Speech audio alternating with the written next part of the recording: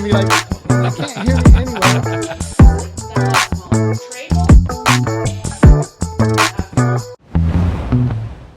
Good morning, folks. Jeremy Larkin here, host of the St. George Real Estate Morning Drive.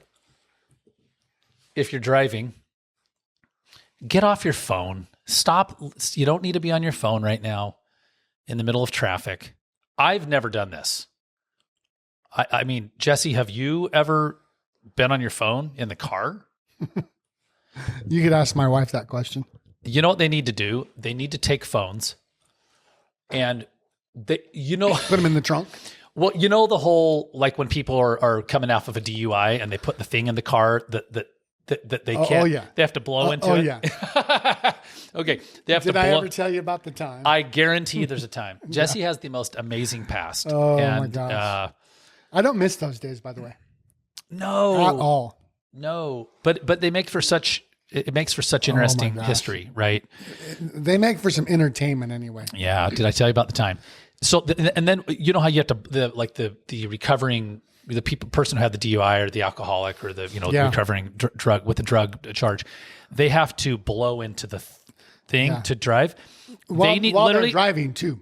They ought to have that for our phones. You have to put it in a thing, in a holster, and it's faced away from you, and it locks it. It locks the phone so it can't receive any messages. You know what the benefit would be? Besides fewer accidents, we could actually breathe as human beings and stuff like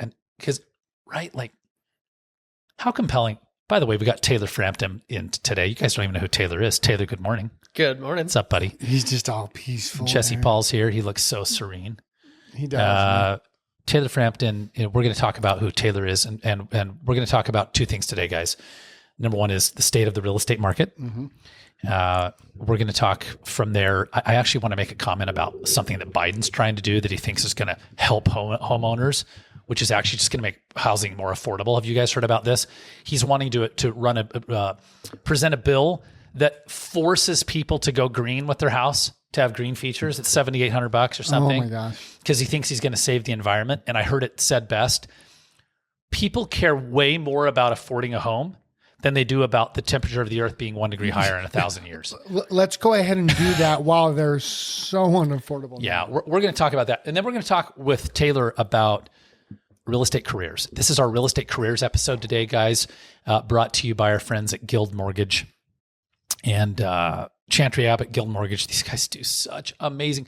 Listen, if you're considering getting a home loan and you don't know who to talk to. Oh, hang on a minute. My phone's ringing. Potential spam. Hello? Just kidding. You're like, I need to take this. And you don't know who to chat with. I want you to visit with our friends at Guild Mortgage, and the phone number is 435-674. I think it's 1066. Is that right? I think that's our phone number. Or just reach out to the Larkin Group. Google the Larkin Group. Hit us a message on Google and say, hey, who was the lender you're talking about? He had a weird name. He did. His name's Chantry Abbott. He's a Delta kid. He's a Delta rabbit. So 1090, 674. Oh, 1090. Thank you. 674 1090. We're with the Larkin Group, KW Realty, Keller Williams Realty. We've made our legal disclaimers. You know what I'm talking about, right? Yeah, so we've got Taylor Frampton here. Taylor, by the way, you have two roles. One is you're a licensed real estate professional and you've sold a lot of real estate. Yeah. Right? Yep. So beyond being a licensed realtor, and we're going to kind of dance around a lot of topics today. But what's your role with Keller Williams? Yeah, so with Keller Williams here in St. George, I'm the Keller Williams team leader. So kind of the fun thing with that team leader title is kind of the CEO, right? Kind of aspect of the brokerage, right? So yeah, I help people with their careers in real estate. Well, and I want to say this. One of the things we'll talk about today is explaining the difference between a brokerage and a team like the Larkin Group. Love it. So if you pull up to our building, you'll see that it says the Larkin Group. It also says Keller Williams or KW Realty on the side. Right.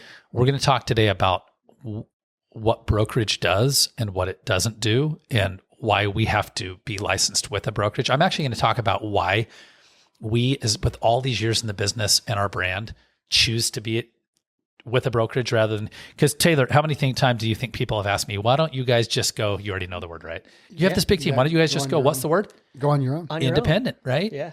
Mm-hmm. Be your own broker. And I want to talk about it. So what can I say, right? It is, we're going to talk about it. I want to tell a quick story though that I was thinking about. I was talking about this yesterday with Jen, our director of operations. Have you ever been hacked? You ever been like hacked, like somebody accessed all your crap? I actually haven't, so that's a blessing. I want to tell you something, guys. It's not fun. You know your password that you use for everything in your family? Smith family 482. You probably ought to change it. Yeah. And I'm going to tell you a quick story. You probably ought to change it to something like XYZ187 uppercase G lowercase x @$11822G. About 60 days ago, I start getting these weird notifications. PayPal. Hey, you paid this dude $1,500. I'm like, really? He's in the Philippines. I don't know this guy. Oh, you paid so-and-so on Cash App, tried at 2:03 a.m. to pull $2,000 from your bank account through your Cash App. Hey, so-and-so is trying to access your Venmo account. And I'm like, what is going on? Right? I'm like, what is actually happening right now? So I log onto this, and what do I figure out? I figure out that somehow, somewhere along the lines, this is where it gets crazy. Guys, we run the G Suite, which is the Google Suite for our business. I find out, and this is crazy, Jesse, I never told you this. Someone had been logged into my Google account for months with an IP address in Central California. And these guys, they're so clever that what they do now is they log in and they start to do little things. And they start to watch to see, did you notice? Yeah. We took out $5. We took out $200. We took out $1,000. Someone was logged into my Google account. If they're logged into my Google account, we believe that they actually accessed a silly spreadsheet that I maintained like a fool, like our team's done, like you do. Yep. With all our passwords, which are all like a rendition of the other passwords. I literally, guys, when I say I was distraught, like I remember that day. The undoing of this crap, it was about 2 months ago. It was a full month of nonsense with 2 to 3 weeks since of follow-up minor nonsense. My daughter a week ago, Dad, someone's trying to access my bank account. Well, of course they are, because they accessed our bank accounts. So then her account was tied to my account. So one of the things we did, and I don't know what you're doing for IT services. If you're a business owner, you need to listen to this. Okay? Yeah, it's a big deal. We reached out. There are a lot of great companies. We work with Glitchbusters. Ronnie LeBaron, he's a local kid. He's a hurricane kid like you, Jesse. Jesse's not a hurricane kid. He lives there. But Ronnie and Glitchbusters, they're on the Boulevard, and we brought his team in, and we said, help. Do you know what was so helpful with them? Beyond the fact that they completely transformed our entire password system to a static system that they helped us implement, where every agent and team member has their own folder, Taylor, like that has their passwords, and then there are shared passwords on the team. And our guys with Blue Form Media that put on our podcast, they're here in the office today. They had to play the game with us. I'm like, well, what's your password to Instagram? Well, it's 19 characters. Yeah. But beyond these guys helping us sort this out, what was so incredible is we actually hired them on as like a static, not just like we'll call you when there's a problem, but retain them on a contract where we could call them at a moment's notice. Guys, straight up 9:30 p.m. I found out on a Friday night that people were going in. Someone had, guys, taken over. Hear this. Taken over our team Amazon account. Do you understand what taken over means? I couldn't get back into it. It's gone forever. Gone forever. Whoa. They'd gone in. First, they changed the phone number. Once that got through, then they changed. Here's a fun one. Have you ever had a phone call where you answer and you go, hello, this is Taylor, and then they hang up? Do you know what they can do with that sound of you just saying that? Guess what they can do? Create AI. AI can impersonate your voice. And they can call a bank and say, hey, please give us your name. Oh, it's Jesse Paul in your voice. This is the insanity.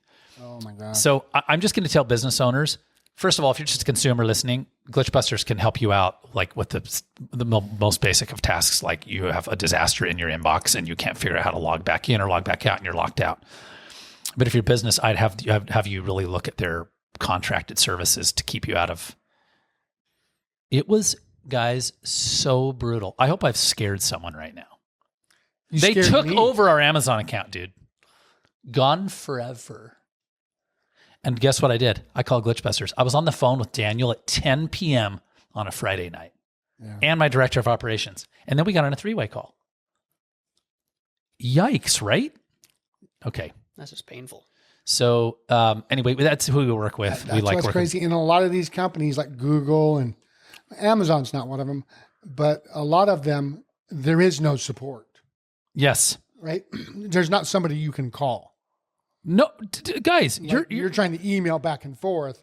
you're proving who you hosed. are, You're and it you're could hosed. take months if you ever get it back. Yeah.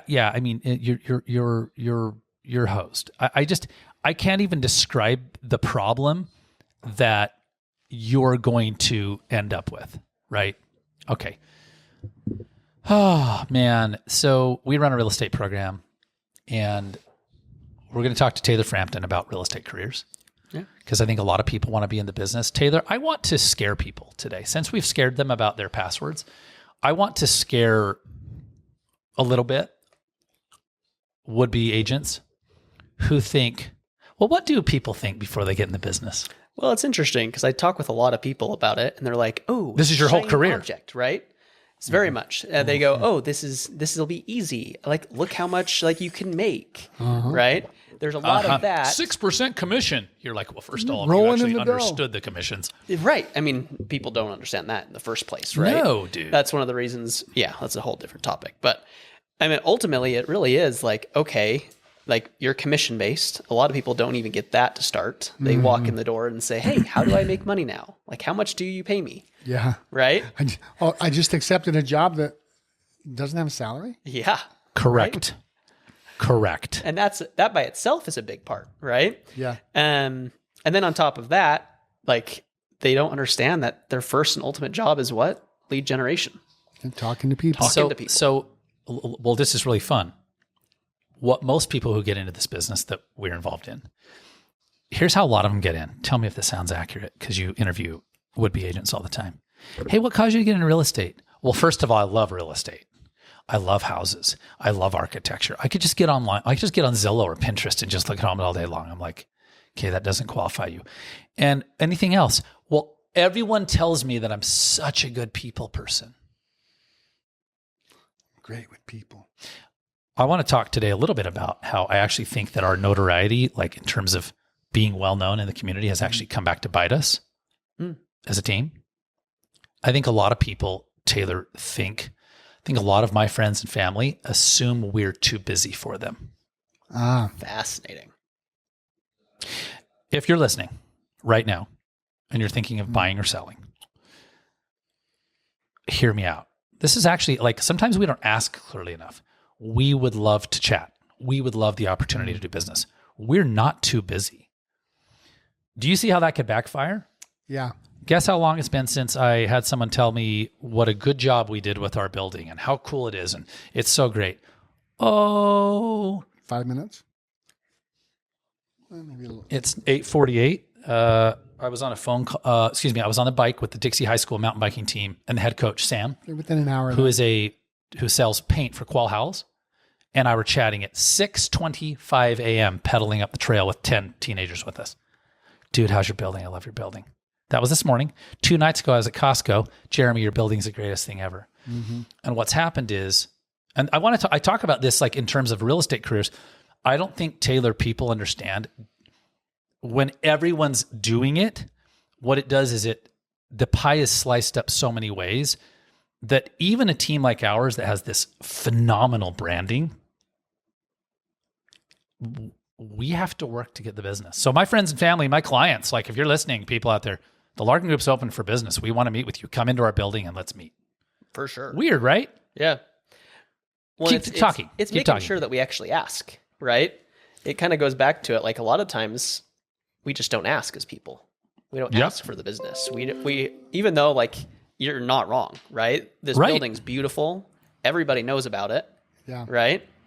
A lot of times it is just as a new agent, they're scared to ask for the business.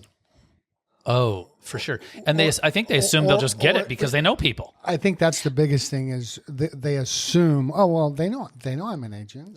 Right. They'll call me, not realizing that in the moment, all of us, everybody works with the person that's in front of them or was last in front of them. Well, and that's the thing, right? Who's got the brain mass, right? Who's directly in front of them? Oh yeah, that guy. I just talked to him yesterday. He just called me yesterday. That's who they're going to think about. It's wild. Here's what's wild. If you're a consumer listening, and there are plenty of consumers listening. I mean, we've been at this 12 years. You understand that the three most stressful events in your life are, and Jesse knows. What are they, Jesse? Death, divorce, and buying a house. Moving. Buying or selling a house. It's really moving, moving. Buying or selling a house. Yeah, moving is a pain. Okay. Okay. We're going to set this up. This is number one. Number two, if death, divorce, and moving are the three most stressful events, the average person, honestly, which is 97% of the country, what is the most valuable, expensive asset they will ever own as long as they live? A house. Period. Yep. And they go about nilly-willy like, I don't know. I mean, I got a postcard from somebody. I called him. Which is why realtors don't understand. Like, anyway. Yeah. Here's what's important to think about.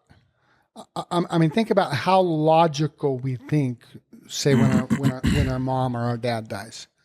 We're not really logical at that moment, right? We're all in emotional. Moving or buying and selling a house has that same effect. Correct. On 95% of the population. Correct. Absolutely. There are a few Absolutely people that are so logical it doesn't really affect them, but far and few between. Most of us, including, and I would say even worse, people that are actually in the business, right? Oh, we become so psycho. We don't think straight. We just don't think logically. So to think that we could take that on by ourselves or just with anybody is really surprising to me. Right.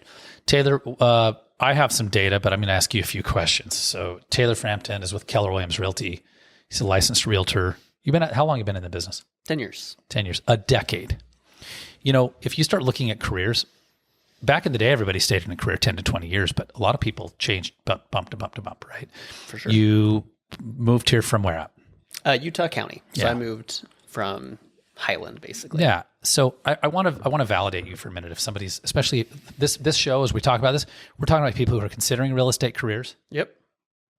And we're talking about people who may be trying to figure out which brokerage should I be at? Should I join a team? We've seen the Larkin group.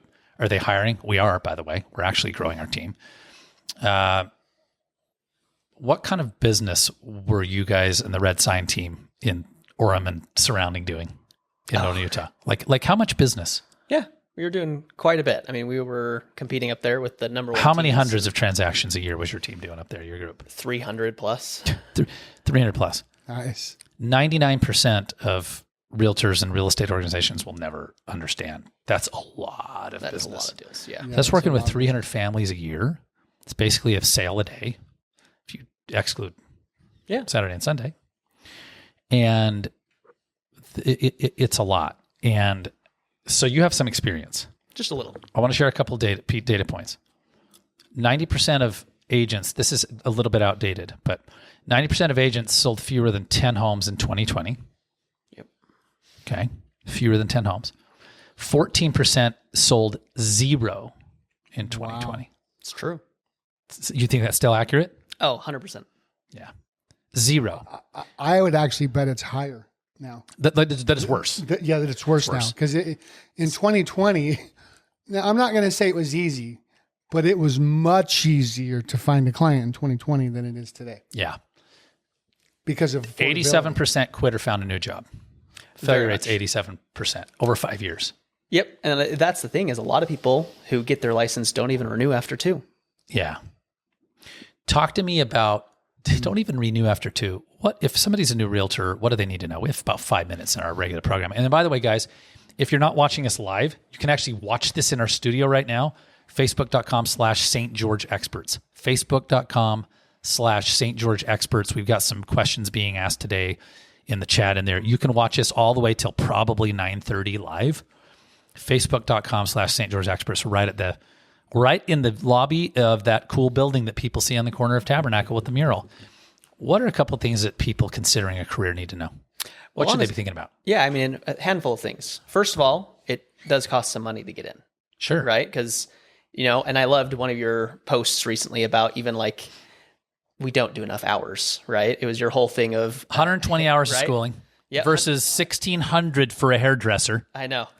I bring that up with people all the time. That is nuts. Right? So yeah, it's a 120-hour course, right? We actually have a scholarship for that. So that's one of the fun things. So KW has a scholarship. What does that look like? What is the nutshell of that? Yeah. So ultimately we go through and you go through a couple different training modules to understand a little bit about what it is. Mm-hmm. And then from there we can say, hey, great, we're going to pay the $600 for you to then go through the 120-hour course. Yeah. Geez, guys. So you could, and obviously look, are there stipulations? Sure. Yeah. When Verizon sends you a postcard that says free phone, there are stipulations, right? Right. So, and if you reach out to us at the Larkin Group for a team opportunity, we can also facilitate that scholarship through KW. Correct. Yep. So a scholarship is helpful. Okay. What do agents need to plan for time? Like how long should they really be planning on? Like if you said, assume you ain't going to be make money for blank, how long is that time? I would say you should at least expect 90 days on average. Right? Yeah. At least, right? The average person takes about 90 days. Yeah. We tell people here, don't you, Jesse? 6 months. 6 months. Yep. We do. We tell people, right? Like they're, Especially they assume they're going to get rich quick. In the current environment, the ramp up is a little bit longer right now. Well, and especially depending on the actions you do, right? Yeah. And I 100% agree though. And it's better to have that longer expectation because it takes work. What percentage of people do you think, I already know in our team, because we asked this question 2 Thursdays ago, what percentage of agents that get in the business do you think have actually ever successfully owned their own business? 5%? Yeah, it's very minimal. So can you see the challenge? Yeah. Like most of them, by the way, okay, what percentage do you think have ever had professional sales training? Oh, like 0, basically. I mean, yeah, we had a raise of hands on our team. We had one person who had ever had a successful small business, and 4 of them raised their hands about the sales training. We have 2 minutes in the live program, in the radio program. We're going to keep going. And then I said, but tell me about the sales training you had. And they said, oh, well, we just had sales jobs. We didn't have any sales training. Yeah. Well, even in the sales world, there's just not enough training around it. That's why. I'm going to tell you why we broker with KW. Yeah. So you have to have a broker in the state of Utah, in every state in the union. You can't just run real estate without being with a brokerage. Yeah, you have to have a broker. We chose to be with KW. I joined KW in 2009. I was with another brokerage before that. And I looked at KW and I went and I sat down with a team leader just like you. And I met with 7 companies at the time. 7. Every big name.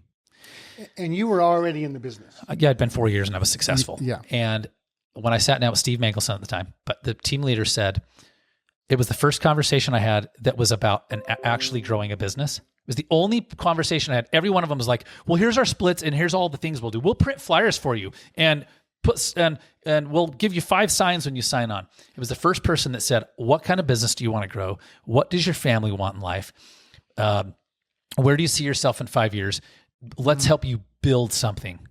Yeah. We choose to be with KW, guys, because legally, I would prefer to have the brokerage layer of protection around my team, the Larkin Group, versus me be the Larkin Group brokerage. Yeah. By the way, how do people reach out to you if someone wants to chat with you about a real estate career and get that scholarship? Yeah, lots of different ways.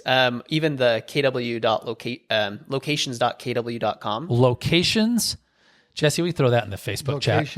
Locations.kw.com. Yep. And then you can look up the St. George office, right? Uh-huh. And from there, you can fill it out and say, hey, I'm interested in getting my real estate license, and we'll get you going. We're going to keep this conversation up, guys, as we're signing off of KDXU this morning. If you're looking for a real estate career, locations.kw.com or joinlarkingroup.com, joinlarkingroup.com. Either one, we can get you to facilitate a scholarship. Join larkingroup.com or locations.kw.com. And we would love to visit with you about buying, selling, or a real estate career. We'll sign off on the radio. Guys, pick us up on facebook.com/St. George Experts. We're going to stay live. All right. Thanks. Okay. So there we go. You say 6 months. You say 3 months minimum. Minimum. And that's the thing, right? Like, Well, here's why. Because if you found a transaction, if you found someone tomorrow, yeah, it'd still take you 30 days. 30 days. If you found someone tomorrow, they wanted to buy or sell, they signed a contract to buy or sell with you, they wrote an offer on the home, it takes at least 2 days to negotiate the offer. Honestly, you're 32 days away. Very much. So let's actually use, well, yours is maybe a little bit longer. If you're looking to sell a home, right? Yeah. Let's say you find a seller and you go meet with them tomorrow. Well, unless they're exactly ready, you could still be a week or two out if you're doing it right. Correct. Right? Really making sure you're ready to go to market to get the highest price in the shortest amount of Didn't time. just snap photos with your iPhone. So Yeah. it could be a 2-week process. Then you could be, let's say, 30 days to find a buyer and another 30 days to close. And that's if the first one follows through. Right? So this is a good way to put this. This is a 90-day business. The work that I do today, I could see some fruit in 90 days. Very much. Very rarely do I do something today and I get paid next week. Well, and that's why as Very real estate rarely. agents, we do see a lot of people who are riding a roller coaster. I call it the rich-poor cycle. right? This is not the rich dad, poor dad. This is the rich-poor. This is the rich-poor cycle. Different. So I want to circle back to something you were talking about, Jeremy. The first conversation with Keller Williams. Yeah. So when I got into real estate, I found an unbelievable company. I mean, these guys were great. It was all about the relationship. Small company, family owned. Mm-hmm. But what I didn't learn is the business part of real estate. You liked them. I loved them. I truly loved them. I think a lot of people sign on. I'm fixing this microphone. Which is great for a me, lot of people right? sign on to companies because they like them. Right, which is great for me because I'm a relationship guy. Sure. You're the best However, relationship guy. I didn't have a business background. Right? Knowing my background, I was throwing stuff against the wall and hoping something would stick. So I ended up doing 3 transactions in 9 months. And then I went Which, by the way, is truly more than most are doing. Very much. By hook or crook, Okay, you did it. So then I went to Keller Williams. I sat down with the team leader and we had that conversation, right? What do you want this to look like?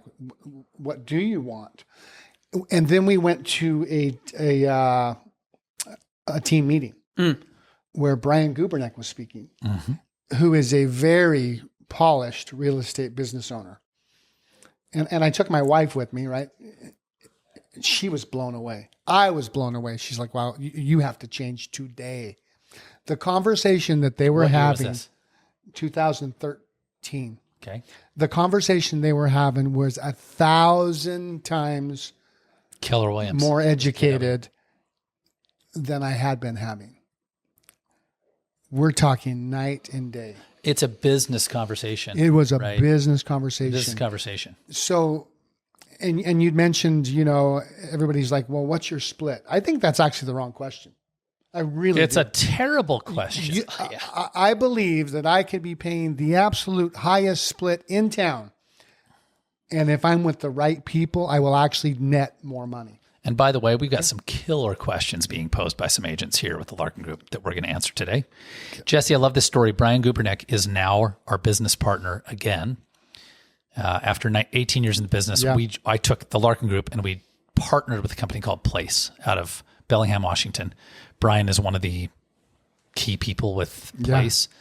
And we did this because we said, gosh, I think we have every tool in the world with KW that a brokerage could offer. Very much. And then we said, what tools could we offer through Place that teams don't offer? Mm-hmm. And it's pretty extreme, right? Like what we do for agents. It's honestly, it's a business in a box. It's up for the agents to do the work. Jesse, I love that story of how you made that shift. And actually, my own story rings true, right? I'm a listing agent on our team. Yeah. Which, because there's so many more expenses with listings, my splits are lower than they would if I was working So with buyers, right? let's talk team versus brokerage. Yeah. So, because he set this up perfectly for us. So, team versus brokerage. It's like, all right, why would someone, okay, so everyone needs to be at a brokerage. You have to be there. Okay. Yep. So if someone chooses to be at a brokerage and not on a team, what are they electing? Let's talk about pros and cons. What are they electing? Let's talk about that. Yeah, well, I mean, it's honestly like a team has a higher level of support, extra accountability. Yeah. Right. And a lot of times extra tools and camaraderie.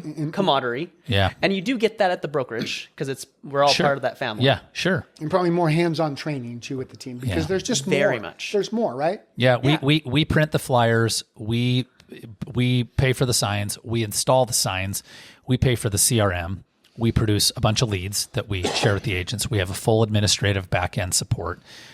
We meet as a sales team at least 4 times a week and do training and mindset work. Mm-hmm. There's a lot that you do here. For instance, right now, if an agent logged in and said, I need to know by 3:00 today the entire open house system, all the scripts, and I need like the templates, they're all there. Now, if someone joins a brokerage, they can get a lot of those pieces, but they're paying for them on their own, right? Yeah. And a lot of the reason people would go for a brokerage is what? Like, why would someone choose a brokerage over a team? So the biggest thing a lot of times is they want to brand themselves. They want to be their own person. Yeah. It's really, and that is the biggest difference. It depends on kind of where you are, and there's a good fit for both. Yeah. Right? But honestly, the team aspect, that's where there's some beauty behind it. Yeah. Of saying, hey, the system is not only now taught by the brokerage, but it was fully adopted by the team and ready for you to use. Yeah. Yeah, I love that. And here's a cool thing. Like with KW, we are very integrated. So we have a group text chat, Jen and I and Taylor, and we'll say, hey, we met with so-and-so. Will you meet with them? And he'll say, I met with so-and-so. I think they should meet with you. Very much. Yep. Here's a question, Taylor. Let's ask it. Lou asked, what's the most important thing a new agent should know about real estate? Now, we could qualify what do you mean about real estate, but let's just answer it in the best way we can. What do you think? Yeah, for me, it's really, I think I'd go out of what are your main 5 jobs as a real estate agent? Okay. Ooh, cool. What are they? Right? So it's script practice. Okay. And I think a lot of people Wait, we have to know what to say? It's weird. You have to actually. You mean but I was told I was a people person. I was the biggest comedian, Dixie High School class of 93, so I should have no problem. Look at it like this. Yeah. Would you talk to a 2-year-old the same way you would a 30-year-old? No, I would not. So that's the difference in script practicing, right? If you don't really know the language of real estate, so to speak, then you're talking to 30-year-olds like a 2-year-old. Well, and it's who's a puppy are you dog? Using who's a good boy? Oh wait, you're 30 years old. Are Sorry. you using the most effective language to practice the business of real estate? Okay, so the number one is script. Yeah. Learn no scripts and dialogues. No scripts. Understand language. Okay, that's number one. What's number 2? The next one is going to be lead gen. Lead generation, right? I and love that's this. Contacts, talking with people, getting people, adding them to a database, right? A lead generation, and I'm going to call this multiple lead generation pillars and a system to do it. Like when someone gets in the business, keep going, and I want to tell a story, Gary Keller's story, who founded KW, and he tells it in actually the best book ever written on building a real estate business, The Millionaire Real Estate Agent. Yeah. I want to talk about his story. Go ahead. Okay, awesome. And the next, honestly, is, funny enough, lead follow-up. Okay, understanding how to follow up with leads. Because that's, again, a system behind it, but those are 2 different aspects of the same. The 4th one is appointments. Okay. And the 5th one is negotiations. Okay. Understanding how to go on an appointment. And going on an appointment would be like more than just walking into someone's house and saying, hey, I really like it. Let's sign the paperwork. Yeah. Like there's a little more to it. Just barely. Because when you go and meet with a buyer or a seller, especially a seller, they're really interrogating you as an agent. Like, why should I hire you? Well, and it also goes back to what are your fees? What's going on right now, right? Yeah. I mean, we got to not only have the value that we're giving as agents, and you got to understand what you're giving, you also need to be able to explain it, for heaven's sake. And honestly, it's kind of been missed here pretty often. Yeah. And ask for and get commitment. We talked about this earlier. Very much. So to answer Lou's questions, you need to know the 5 main pillars. And it's funny, I use a similar 5, and I talk about mindset, lead generation pillars, a CRM, and honestly, there could be 10, a CRM, skill development, and gosh, what is the fifth one I had? I can't remember. Oh, and administrative support. You're going to have to get those somewhere or another. And one way you can do that is just do it yourself. Yeah. Which would be being with the brokerage. Yep. So when I started in the business, I was working for a company called JMI here in town. Great company. They still exist. We were developing simultaneously Main Street Plaza, Pineview Plaza, which is where the movie theaters are, Sunset Corner, where the movie theaters are, and Fort Pierce Industrial Park South, down by the airport, all at once. It's a lot of big projects. Yeah, I'd been there almost 4 years, and my brother-in-law purchased a real estate brokerage, had no idea what he was doing. It's a classic story called Exit. And I think I was just tired, and I got a license on a whim, and I went to work. And I was so fortunate because I got my license on July 1st, and in late August, my friend said, why don't you go to a Tom Ferry seminar? And I'm like, who's Tom Ferry? He's like, you don't know who Tom Ferry is? He's one of the biggest names in real estate. Still is. I went to Palm Springs. Whenever I tell this story, I always say it was 130 degrees. It was so hot and so humid that week we went down there. It was like first week of September. It was horrible. My mind was blown, and I realized that I had to actually build a business. So if a new realtor is getting in the business, my questions would be, great, what are your lead generation pillars?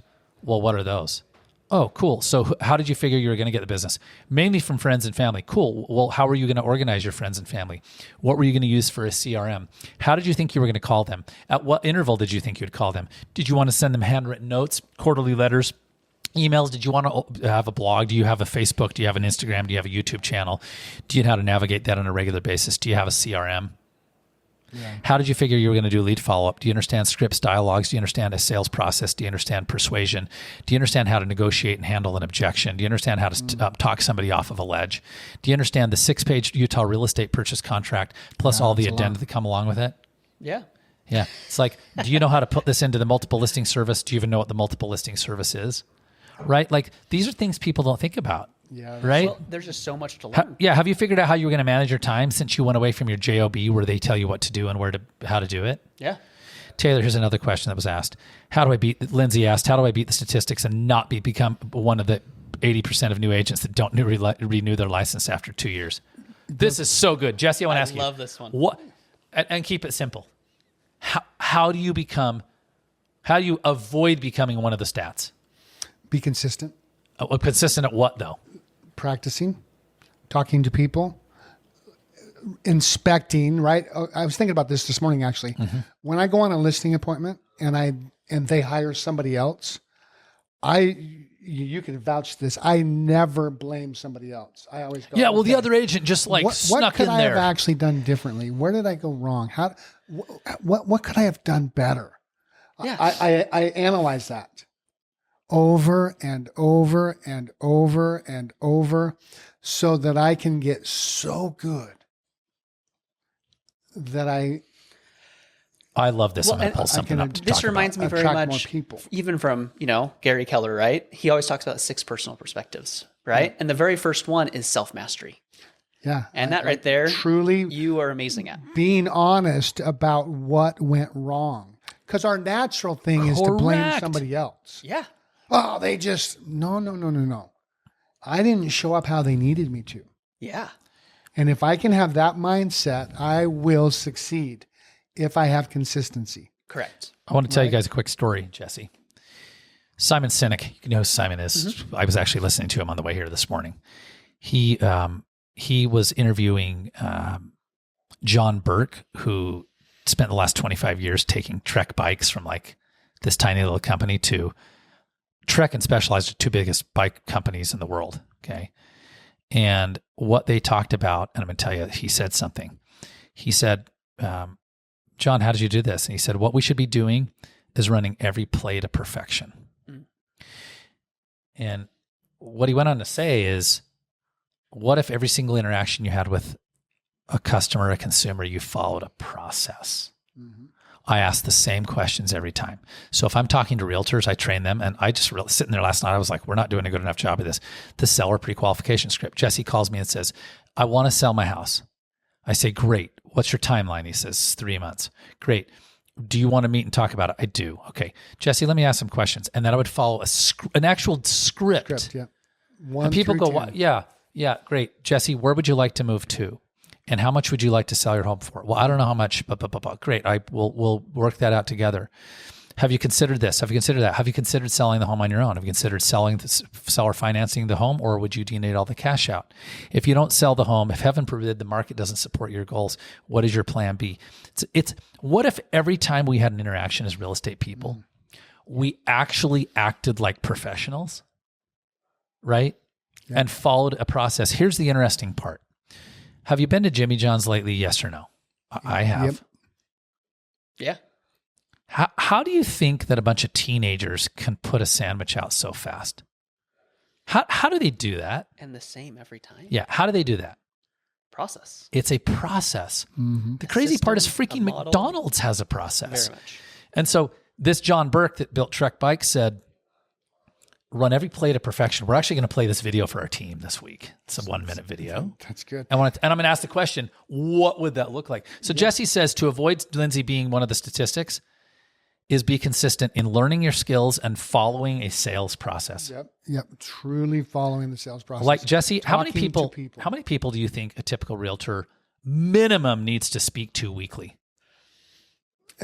Weekly, at least 50. Mm-hmm. And if you're new, probably 100. And here's the other thing. Realize that your first year, you're just gaining momentum. You're not going to do a lot unless you're masterful already.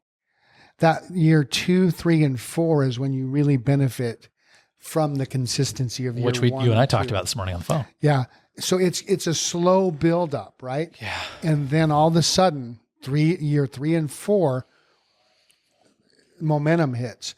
But most people don't get past year 1 because they get frustrated or they expected too much out of year 1, not realizing this is like getting a train going. Mm-hmm. A train doesn't get going 0 to 100 in 5 seconds. It takes 10 miles. Well, this is really kind of fun. So I've been talking to my team, Jesse. I love this analogy. I want to add on to it. I'm going to piggyback this thing. Yeah. I've been working on. I'm a cyclist and a mountain bike racer. Now, when I say racer, I don't win races, but I'm a participant. But pretty like. I'm serious about my training, especially this summer. Very serious. Well, one of the things I did is I hired a coach. Oh, I love it. An actual coach. Yeah. Her name's Sarah Kaufman. She's a professional athlete. And Sarah writes my plan for me. She writes it 3 weeks in advance. She modifies it based on trips and things like that. She modifies it based on, I report every single ride, goes through an app called Training Peaks. She sees my power data, which is how many watts I produced and what my heart rate was doing and what the distance was. And it's all in a graph. Okay. Well, one of the things that I had to learn was this. When I get on my bike now, this is wild. I get on my bike and instead of just pedaling out, I have to do 3 things every single time. I turn on a computer that's on my bar. A lot of people use a bike computer. Once the computer's on, I wear a heart rate monitor around my chest. You've seen a single strap. The heart rate monitor, I have to make sure I lick these 2 prongs and connect it every time. That's how you do it. And I make sure that it's connected to my app, my Wahoo app, and then it's reading. Testing the 9-volt battery. Yep. And then it's connected to my computer. So step 1 is having the computer on and making sure that it's queued up because she programs several of the rides for me and I read the output on here and that's what I do. Like 12-minute interval and it tells me when to start and when to stop. And then the last thing I do is my pedals. I have Garmin pedals. They look just like other mountain biking pedals, but that's actually a power meter and they rate and they track how many watts I'm producing. Wow. And I have to make sure every single time I go to the Garmin app and I make sure the pedals are connected and I have to spin them a couple times and it connects. And then I have to press, it's 3 clicks on my phone. I go to settings, general, calibrate. It takes about 10 seconds and it says, okay, your pedals are calibrated. Wow. Okay, guys, that doesn't sound like a lot, but by the time you're like, okay, I have to go to bed at this hour. So last night when I went to bed, this is for realtors. If you're a realtor, I want you to think about your business. Yeah. And I'm going to ask you guys a question already. Give me a quick answer. How many realtors are taking their business as serious as I'm taking my cycling? What percentage? 10%. 5% maybe. Yeah. Okay. This morning I had to be up at 5:10 and I went to bed too late to ride with the high school mountain biking team. So I had 2 bottles of electrolytes pre-mixed, 1 for me, 1 for my son, because he's trying a different mix that I have. And then he's awesome. He's 17. I said, if you like it, you're going to buy your own. I had to make sure that my bag was ready, that my Camelback bladder already had water in it, that everything was laid out. So when I got up, in the first 20 minutes of waking up at 5:10, I'm not myself. I had to walk Max around the block so he could pee and poop, and get out the door and drive to Desert Canyons and be there at 6 a.m. Do you think it was easy to get this process down initially? Oh, no. No. And it was hilarious. Here's Here's how some of my first, guys, I've been riding for 27 years. Yeah. I ride about 150 to 200 days a year, 150 on the low end, 200 a big year. Working with the coach, my workouts be like this. I'd report, shoot, I forgot to wear my heart rate monitor. Next workout, gosh, the pedals uncalibrated and they weren't reading. Yeah. The next workout, dang it, I forgot, right? Yeah. Okay, how is this, this Jesse? is so good. For Taylor. Taylor, how is this like real estate? Oh, it's so good. Because the thing is, Isn't it rad? well, it's a handful of spots that I kind of go to. My first thought is the E to P, Yeah. right? Which is not eat a P. We laugh about this. It's E2P, which is what? E2P. So it's this. I love it. entrepreneurial to purposeful. Yeah, going from Right? like, I'm an entrepreneur, I've got a lot of good ideas, to I'm being so smart. Right. purposeful. Well, because purposeful is where, okay, you know your numbers, you know your scorecard, you plan ahead. I talked to X number of people this week. Yeah. I set this many appointments. Yeah.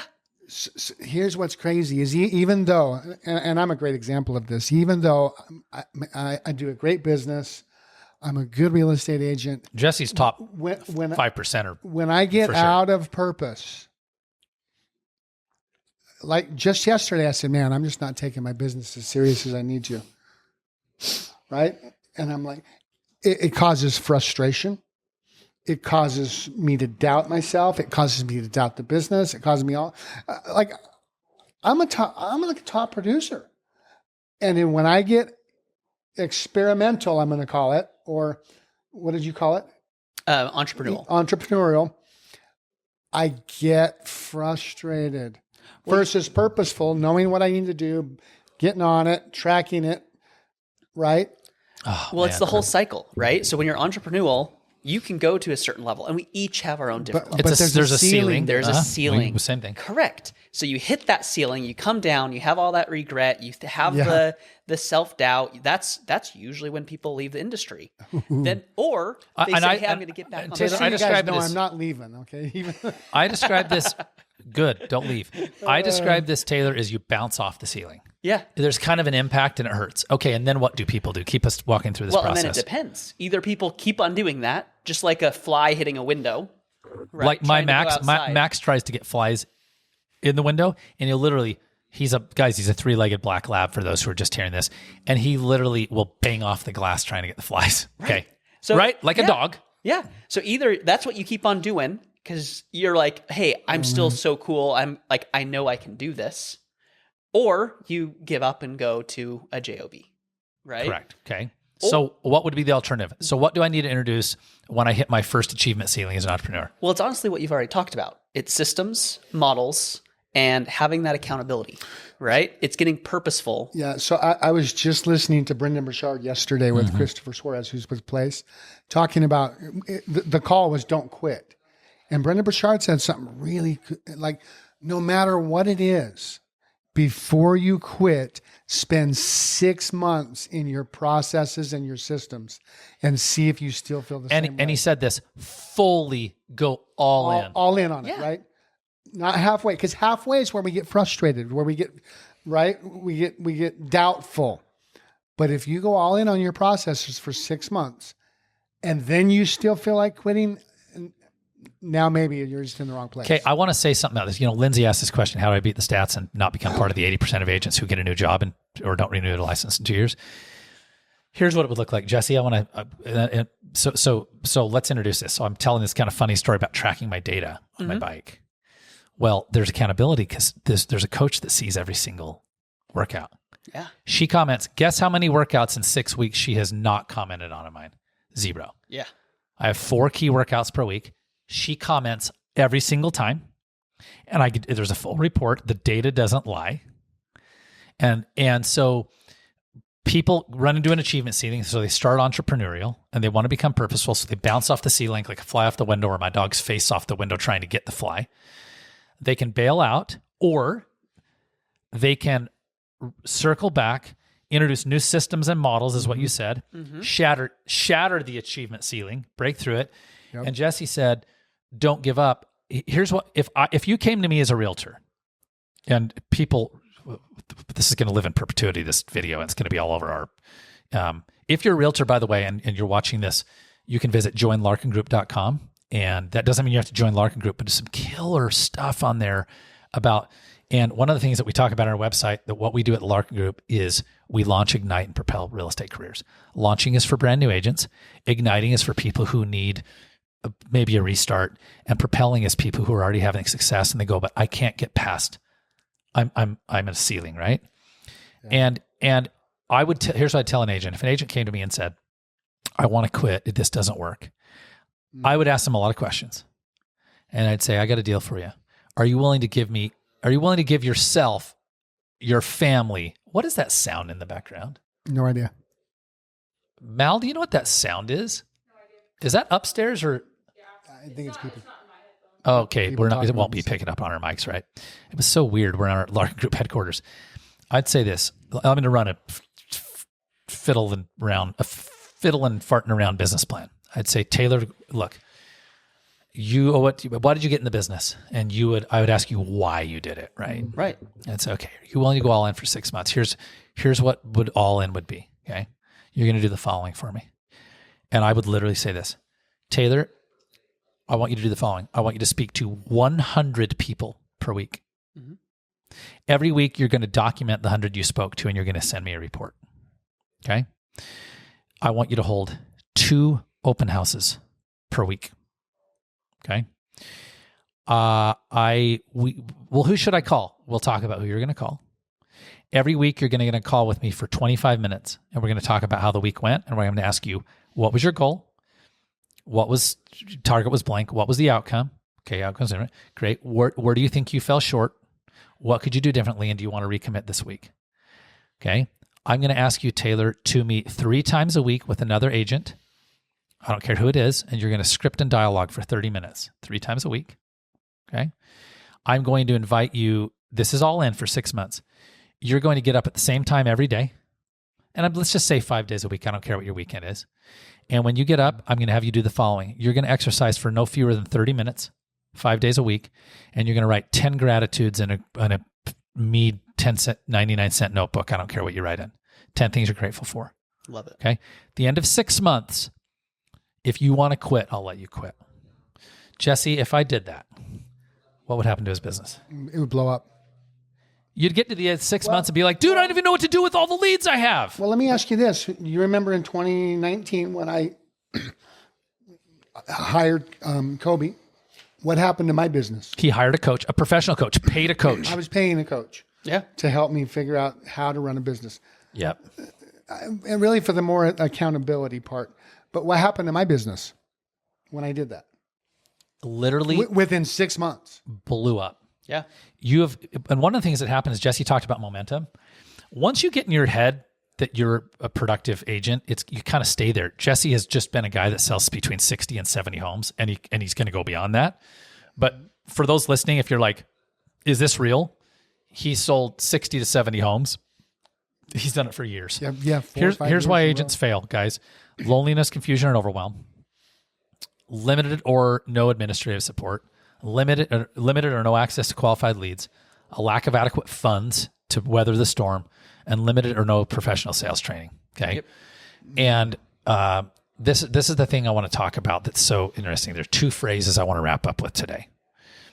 Real estate is the loneliest people business on the planet. It's number 1. I got that from Tom Ferry. Yeah, that's true. It's the loneliest people business in the world. Yeah. You're like, how am I in a people business and I'm so lonely? Especially, if you're not on a team, especially. Right. I have my own phrase that I want to be trademarked. It's the hardest easy business. I used it this weekend. I was talking to someone on Saturday and I said it's the hardest easy business in the world. Well, it's fun because that reminds me of a bold law. Which is right? what? It's simple, not easy. Simple, not easy. You're like, how could this be this hard and it's this easy? Yeah. It's the hardest easy business very much you've ever seen, right? And this is why it's why it's easy for agents. These are mommy bloggers and I'm beating up. Sorry, I didn't mean to beat up on women specifically, but mommy bloggers is kind of a placeholder for people who are really fiddling around part-time. And people who have full-time jobs somewhere else, but they sell, it's really easy to sell 2 to 3 homes a year to friends and family.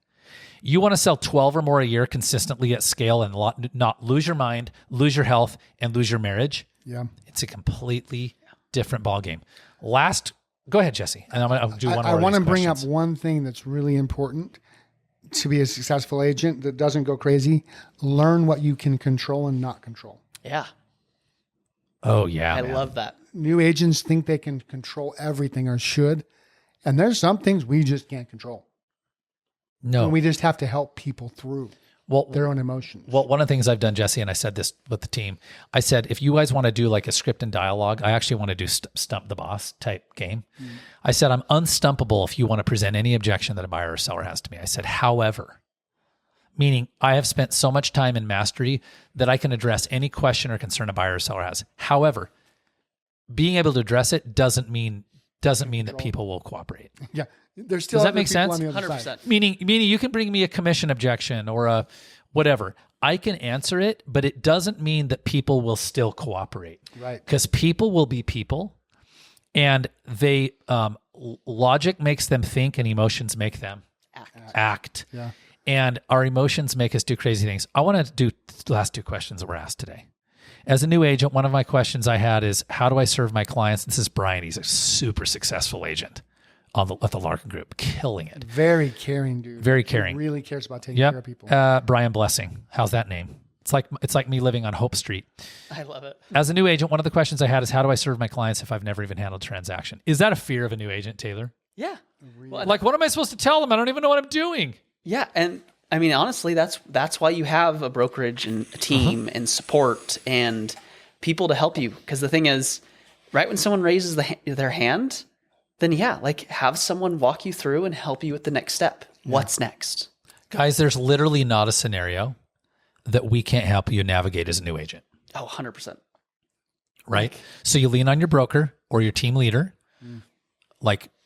right? And one of the things we do at the Larkin Group is we do a mentorship program. Yep. So we have 3 mentors on our team. I think 3, 4. Anyway, who knows? But we have experienced agents that mentor agents for the first 5 transactions. Yeah, which is smart. The thing is, it goes back to the haircutting. Like you literally have 120 hours of knowing the lingo and passing a test. Like you need more support. You need more help. Right. Let's get you in this it. is hilarious. When I was getting my hair buzzed at Great Clips about 2 months ago, I actually have a video. If you're a realtor and you want to follow our training material on Instagram, it's at Complete Realtor on Instagram. I was over at Great Clips. I already knew all these answers, but I asked the questions just so I could hear it again. And then I went outside of Great Clips and shot a video. It's perfect. Yeah. I asked this girl, and I think her name was like Riley. Riley, how long have you been doing hair? Oh, I've been doing it for like 2 years. Cool. Where'd you go to school? I went to Evans here in town. You know, this is Robert and Justin Evans, father-son duo. I know them.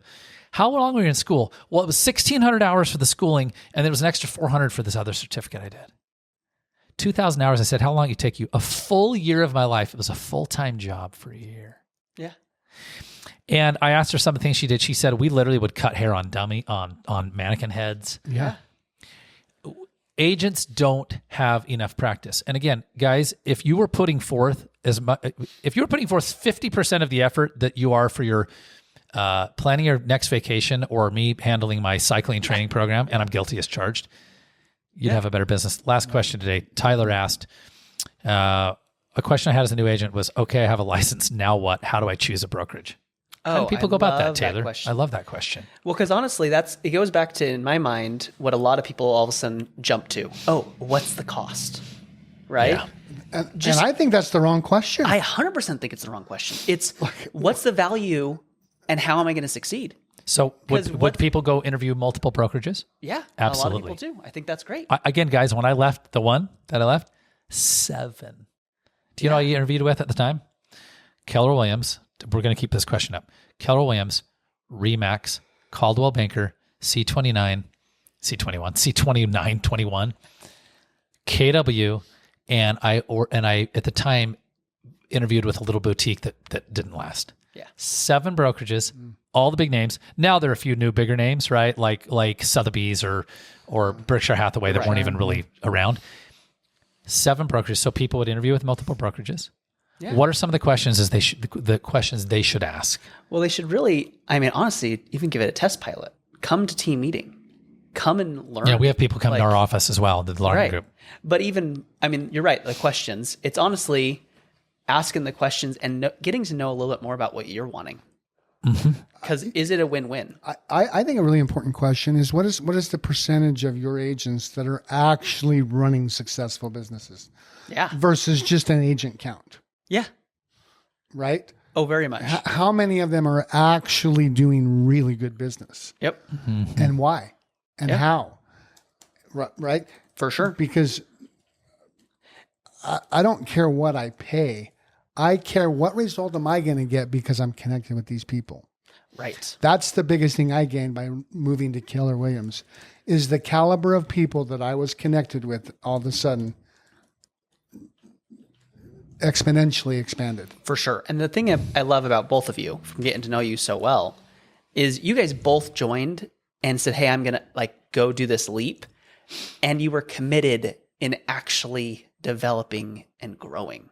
Yeah, Because it's everything, like, dude. that's the thing is Yeah, going into this willy-nilly. So actually, that's a good point. Because if you're not ready to grow, it's probably the wrong Your place host. to be. It is. Because the thing is, and that's where, KW is where entrepreneurs thrive, right? It's for business owners. It's for people who are wanting to have a business. If you're not wanting to be like, I want to be a business owner and you want to potentially maybe only close 1 or 2 deals, We're not the best. we're fit. not the best fit. No, dude, not at all. Not at all. I mean, like, That's a good point. I mean, if you're very much like, oh, I want to be like the best version of myself and just come to the education, like you're going to learn a lot.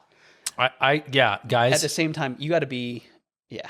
If I were to go interview for brokerages today, I would go in and I'd say, I want you to please, here's exactly where I want to go. Will you please walk me through? You ready? I'd ask them honestly one thing. Sure, you'd ask about all the splits and stuff. You have to. Show me exactly how you will help me build this business and show me some examples of people you've done it with. That Right? I love it. I like that. You like proof of results. Because right? that's going to show you, okay, is this people that I want to be in business with? Yeah. Oh my gosh. Okay, guys. With the right people, you will go 100 times further than you ever will by yourself or with the wrong people. Well, together we all Regardless achieve more. of the cost. So much more. Guys, we've had Taylor Frampton here with Keller Williams Realty. He's the team leader over there. And I want to give you a couple links. They're in the Facebook show notes. Facebook.com/St. George Experts. This whole thing will end up on YouTube. Yeah. And then it'll be broken into lots of little shorts. 2 links. One is joinlarkingroup.com, and I put that in our show notes. I said, hit the contact form and ask us about a scholarship to get your Utah real estate license free. Also, if you are not ready to talk to us as a team and you want to talk to KW and talk to Taylor, locations.kw.com. Also talk to them about getting your license free. And what, I do want to say one thing. Yeah, go. I don't want to say, the free word is funny to me. Yeah. Because it is a scholarship, so it's not technically free. Well, good. We're just going to pay for it for you. Yeah, correct. Like I mean, yeah, isn't that awesome? Yeah. Yeah, and by the way, you have to hit some standards, right? yeah. I'm going to leave you with a takeaway. The number one thing that we do for a new agent at the Larkin Group is we run them through a boot camp called Launch. It's 90 days. It's no joke. It's no joke. And the reason I hired a coach for this cycling this summer, because I never even said why. I signed up for a race. It's actually 3 races now. 1 became 2, became 3. The 3rd showed up on my life last night. So I looked at this event at the end of August. It's August 31st, Labor Day weekend, called the Park City Point to Point. Every person I've spoken with says it's the most brutal day on a mountain bike they've ever experienced. And I said to myself, I like it. Do I want to figure this out on my own, or do I want to have the best experience possible? Not win, because again, like the elite level of the racers, but get out of there and have a good day. Yeah. And I backed into it, and I hired a coach who would hold me accountable and help me know exactly what I needed to do. Do you know what I don't do? And this is so interesting. I don't question what she prescribes at all. I adhere to the plan. That's a good one. I adhere to the plan. when I say perfectly, with 90% accuracy. The only thing it wouldn't be 90, when I say 90, is like today I had to cut my ride short at 1 hour and 9 minutes with the high school team to be here. It was prescribed as 1 hour 30. So, but at the same time, I did yesterday was an hour and 45 minute interval workout, an hour 45 on a mountain bike during the week. And I rode for 152 yesterday. So the point is, guys, she prescribes 2.5 hours and 3.5 hours right now on 2 different days on the weekend, 6 hours. I follow it with perfect adherence. I love it. Okay. So the launch program is how we get agents off the ground. Do you know why agents fail at real estate and why they fail at launch? They don't adhere to the plan. Because they're like, well, that just doesn't sound like me. Do I really have to do that? They question it. Do I really have to go look at 20 homes this week, preview? Do I really have to script and dialogue? Do I really have to talk to 100 people? And here's the response. Well, do you want to win? Well, and they go straight to their limiting beliefs. A lot of times it's... I'm going to tell you a funny story. Is limiting belief, and this is my takeaway. Oh. This is my takeaway. Jesse knows the story. Okay, so anyone out there who's ridden a bike, 2 weeks ago, Jesse and I went up to Cedar City, and we raced in 2 different classes. I got him into biking 3 years ago. Yeah. So I raced a hard race on a Saturday. The kind of race that demolishes you it was not long, but the effort was redline. Your heart rate was redline for 1 hour and 19 minutes. Like I was torched. But my coach said, well, if you're going to race tomorrow, you have to get 2.5 hours in the saddle. So guess what you'll have to do? You'll have to go ride again after the race. And I was like, what? And I was like, this is not conceivable. And I was like, I'm not going to do it. So I went and I raced. I blew myself up. When I got done, I wanted to vomit. I pedaled around for a few minutes, had some food, hung out, watched Jesse finish in his different class, different time. Looked at my buddy and said, I've got another ride to do. Drove to the other side of Cedar City and rode for an hour. Okay. I got done with that ride. And I was like, this is part 1 of 2. I said, I never could have done that, would have even considered a ride after a race. Oh, but I wasn't done. The next day after the race, I would have spent Sunday lounging around my home, rolling on my roller, eating good food, and patting myself on the back for the race and the hour after before. But guess what Sunday called for? 3 hours and 30 minutes in the saddle. And I went out and I rode for 3 hours and 30 minutes. And I had to start late because of my schedule, and I finished at 92 degrees. Limiting beliefs. I learned something that weekend that had nothing to do with whether I'm a cool athlete. It had everything to do with my coach said, oh, you think 2 things. A, that you can't do it. You can. And B, you think that X is enough. Actually, it's not. Y is enough. And because of those weekends, that's why I'm going to have a good experience later this summer. So if you're an agent listening and you want to lollygag around and be like, I don't know if I really want to do this. I don't know if I really want to cold call. I don't know if I really want to talk to expired listings. I don't know if I really want to call FSBOs. I don't know if I really like holding open houses. I don't think I need to script and dialogue. I don't think I need to talk to that many people. You better think again.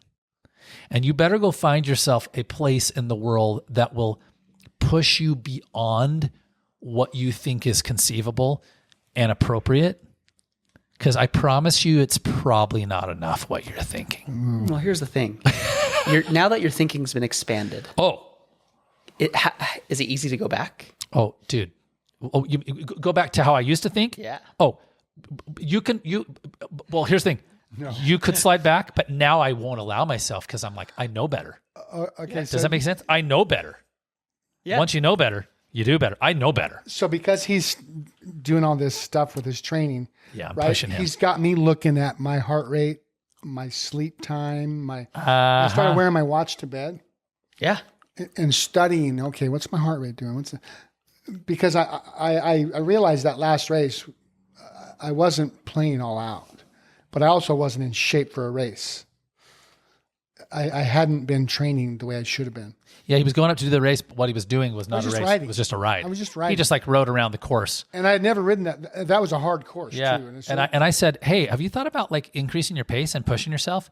Not, by the way, not for a place, for him. Oh, well, that's the thing is it's self-mastery. So it got me looking at my heart rate and my sleep. Yeah. Now. And I never would have before. Yeah. And now I can't. And now I'm looking for it. Hey, I wonder, man, I'm not feeling right. How did I actually sleep last night? Right. And I can go look. What did I eat? Did I eat enough? Did I eat before? Am I eating during? This is the same as a business, guys. I love it. It's like, oh my gosh. And again, Taylor, the average agent's spending way more time planning their vacation than they are running their business, planning their business. Now listen, they may say, oh, but I show up and work. Yeah, well, showing up and being busy is not the same as being productive. Well, it's the whole 80-20 principle. We're having a fun time touching on the six personal perspectives. Yeah. I'm loving this. Like, six personal perspectives. What is that 20% that will produce the 80% of the business? Right. And if you're not studying it, you don't know. Correct. It's not something you inherently know. This is going to cause me to do all this business. Very much. In fact, the things that we think will move the needle are not. Oh, for sure. We keep saying we're done with this show. You want to know the biggest lie? Do you want to know the biggest lie that I see for new agents right now and for agents period is that they can, what's being sold right now is you can build a business however you want. You just want to build it on Instagram or Facebook? Go for it. It's such a lie. You guys ever seen Nacho Libre? Jesse hasn't. These eggs were a lie, Steven. They give me no eagle powers. Remember, he had to go up and eat the eagle egg to get strong. Classic, right? It is. It's such a lie. Here's why. Maybe you can build a business and later rely on that crap. Oh, I'll just shoot videos on YouTube. But you don't have Guys, a foundation. You don't have a foundation. You have to build a foundation. Takes a long time to do something Well, like that. and you have to have those a lot of core time. principles, right? Like that's the thing. Like we've talked about. Well, and here's the funny thing about foundation, and since we're talking the cycling analogy. So what I did is I built this summer of training, and on June 21st, I'm going to race in Heber City. There's a 6-hour event. It's as many laps as you can do from 6 p.m. to midnight. It's the longest day of the year in Heber, up by the UVU campus. You know that UVU campus on the east side? Uh-huh. Super rad, right? It is. So it's self-supported, and I'll probably take a few breaks, but I'll ride for 6 hours, as much as I can for 6 hours. Right. July 20th, exactly a month later, is a significantly harder day called the Brian Head Odyssey. It's 7,000 feet of climbing, and it's done mostly above 9,000 feet all over Brian Head and that mountain. And then August 31st, 6 weeks later, is the big event. Do you see the build of that? The one in Heber, I won't be 6 full hours because I'll make a few stops, and you can't start a new lap after a certain time. So I'll probably end up riding for 5 and change. Yeah. And it'll be like fun and whimsical. Then the thing at Brian Head is excruciating, but it's not as long and as much climbing as Park City. And then the Park City is more than all of them. This is how you build a business. Yeah. You build a foundation. Like you don't go out. I've laughed over the years. Tony Horton is the guy that did P90X. Muscle confusion, he'd say on all of his infomercials. I've talked to so many friends who are like, I started P90X and I quit day 3. And I said, go ahead and tell me why. You ready? Because the first 2 days I did so many push-ups that I was so sore I didn't ever want to do it again. Right. Should have started smaller. Well, and should have built a foundation. For sure. And that's where even like right now, like I'm a huge rock climber. Oh, right? I didn't know that. Oh. Yeah. Awesome, so dude. I've been rock climbing for Jesse years. used to climb. Oh, yeah. Would. So let's go do it. I'd do it. Have all the equipment. Oh, I love it. So like I took a 5-year break for family and just life, right? So climbed 14 years, 15 years before that. Wow, nice. So like I like now come back to the climbing and I'm like, oh, I can do this still. You're right. And I'm like, and the fun thing is because I coached it, I trained it, I did so much with climbing. Yeah, I can jump on and I can climb something pretty hard, but I'm hurting the next day. Yeah.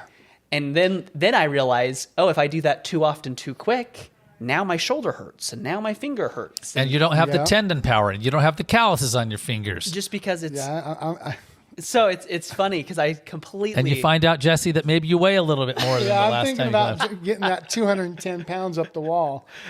Like it's Versus when you were 150? Yeah. A little different, isn't it? Yeah. It's very different. Yep. Imagine taking 50 or 60 pounds of sandbags and hanging them in a backpack. Oh no, Yep. Dude, you're so right? And